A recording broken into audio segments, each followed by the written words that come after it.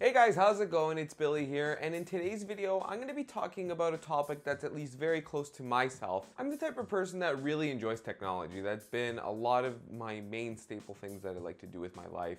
It's kind of the career path that I decided to take, especially right outside of college and university. And so I thought to myself, if I want to be well-rounded enough, because I've always used Windows computers my whole life, because I've always enjoyed PC gaming personally, and I've also dabbled in a whole bunch of Linux servers and a whole bunch of Linux distributions as well during my lifetime so far. But there has been always one OS that I've never really touched too much upon, even though it kind of is at least somewhat similar to Unix-based at least. And that would be, if you guys haven't guessed it already by the title, because the title's kind of the giveaway for a lot of things.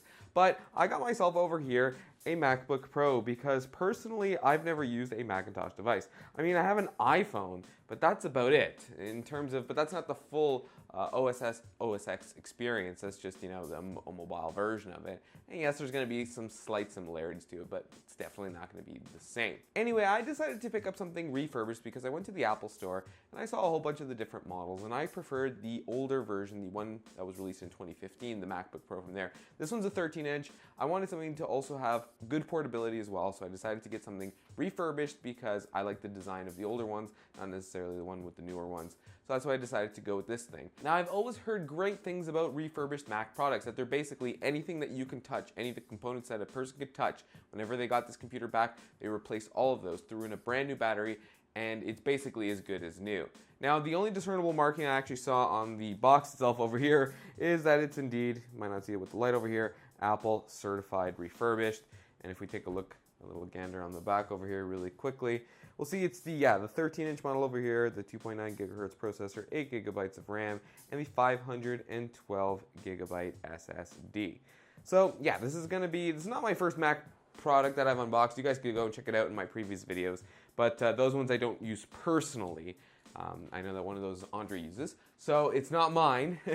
So he's been using it, and he's kind of gotten used to the whole Mac OS experience, but I haven't personally myself, and this is me just kind of stepping my toes into the water a little bit. I want to learn the operating system myself. I want to be a lot better, well-rounded when it comes to technology and learning more about it, because I personally think that learning new things and trying new things is a very important part of life, and I want to kind of continue that habit. So guys, I'm going to see what's inside of this when you get a refurbished product, because like I said, I've heard great things about the actual refurb process itself, but I like to see what you get inside of it.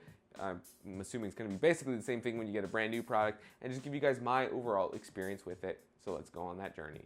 Alrighty, so I've just gone ahead, all I've done is just kind of ripped a little bit of a hole here just to show you guys that this is at least the certified refurb of it, that I didn't, open this before. And whatever you're basically getting inside of it, it is what you're getting. So let me just rip off all this plastic one-handed, because the other hand is holding the camera, of course. So this is all that I get to do with one hand.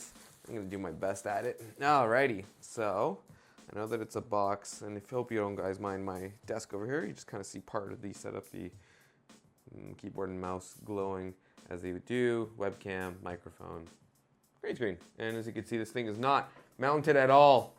It moves so much. That's why you guys see signs if I'm doing like a stream or something, that it doesn't really, signs that moves in the background a little bit, if you've noticed that. Alrighty, so just lifting off the box over here now. Alright, we'll just push that up to the side. And we can see the version that still has the shiny, that'll glow Mac logo over here. And wow, yeah, that's pretty neato. It's still in the, like the little cellophane packaging over here. And as you can also tell, so actual MacBook itself, 13 inches, the one with the ports on the side over here, that's the version that I preferred. As I mentioned too, I wanted something lighter and portable if I want to take it around anywhere and use it, that, I would be able to do that. The 15-inch was also good, but, I wanted something a little bit smaller and a little bit more portable, personally. Anyway, we're basically, going to be getting all of the accessories that you would normally be getting. You have your instruction, all the information literature. Be sure you read that. I know nobody does, but anyway, might as well give it a shot in telling people to do it. We also have our little power extension over here, and our actual power brick with the, I also enjoyed this from the previous generation, the MagSafe connector too. just to make sure that it doesn't fall off. Nothing against the new USB-C standard one. That one is going to be basically going into the future for the most part. So I would want to make sure that, that technology is important and that we're pushing it that way. But I still want to use at least this one just as more of a personal preference, since I still do connect a lot of things together. And good to know that this material scratches very easily, whatever this plastic is. Good to know. I was the first one who actually did it for that. So yeah, so now let's actually take a look at the actual MacBook itself. And like I said, apparently it's supposed to be really, really good condition for a refurb. So let's open it up and try it for ourselves. Alrighty, so now we just have the MacBook itself over here. And if we, oh goodness, more one-handed operations. So it says over here, user requires acceptance of the agreement, blah, blah, blah, blah, blah. Good to know. Of course, we're going to accept it. I mean, if we want to use it, you basically have to. Even though I'm sure some of them say in there somewhere that, yes, you give your firstborn child and you sell your soul to it. Okay, so yeah, for the most part, it actually looks pretty good. I would say there's only anything. There's only like a minor little like scratch over it. It's like the tiniest of things. You wouldn't even see it. And believe me, with the wear and tear that I'm going to be putting on it afterwards, especially using it, over time, it's going to definitely get worse. So even over here, let's just take a look at the condition up on the top. That looks really good as well. Personally, I don't see anything up here to any marks or anything noticeable really. And it's in pretty under bright light. Maybe not the best light. It's just like a regular, sorry guys, like halogen 3 LED bulbs. Probably not the best ones to really be using it, but I don't really notice anything discernible on it. On the sides as well, it looks like really great condition. So far, the only thing, as I mentioned, is just that bottom little piece so far, and that's basically nothing. This thing is going to get scuffed up even more. And now when we actually open this up itself, oh yeah, the display looks good. That's just some regular, like, just dust on it, but that could have been now from just me opening it. So just a little bit of dust, nice little protective things. The keys look absolutely brand new too. Key travel feels good on this thing. And that was the other thing too. I didn't really like the butterfly keys on the newer generation. I did try it on that 12-inch MacBook. They were okay. The newer ones are better, but I still prefer this older one over here instead. So yeah, it seems like that's all pretty neat. Yeah, even the trackpad, everything else looks really, really good and great condition over here. Now I'm actually going to bring this over to my fiance's setup over here where her desk is and show you guys actually how hers looks. And I'm going to bring this thing over to it and actually show it to you guys just to show you how it actually looks in something that's more of a kind of built for a laptop itself rather than just a desktop. Because here's an example of a desktop system. You just got your monitors on your desk and your keyboard, your mouse, and if optional stuff being like a microphone if you like do the YouTube thing or anything similar to that or streaming. And then you also have like, might be hard to see, but there you go, the gaming PC, of course, the red LEDs on there, and your chair. But let me bring this over to her place and actually show you how it would look like in a full-on setup when it's dedicated to an actual laptop instead, when you're using that as your main device, and also show you some of the little things that I helped her choose and some of the things that I think is personally cool. So I'll see you guys there and show you how that looks all together. And here we are, folks. I'm actually at my fiance's setup over here, so I decided to take my MacBook, my new to me one that I purchased anyway over here. She has her own, I think it's the Air, I forget which model in particular it was.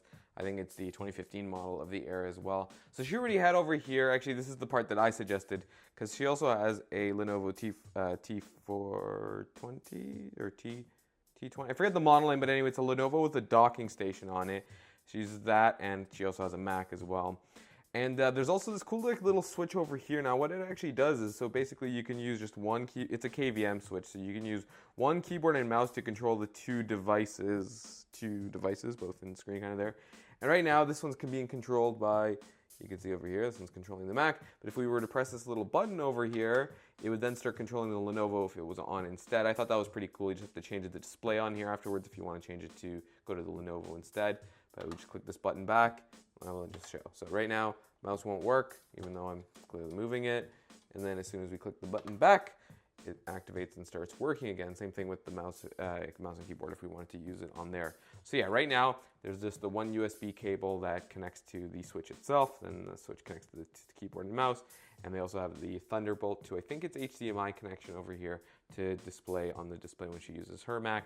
And when she wants to use the Lenovo, she has to make sure that it's on, switches the display afterwards to it, and then it's good to go. But I really dig this like stand over here that she has, and I really like that it's not on display right here because it's got still full battery, but she also has her charge over here when she needs it. I think it's a pretty snazzy setup overall. It basically enables you to have 2 screens without actually having, you know, 2 screens. You can just have your laptop open on one of them and then get the other one to display on that one, and that's the way that she has it right now.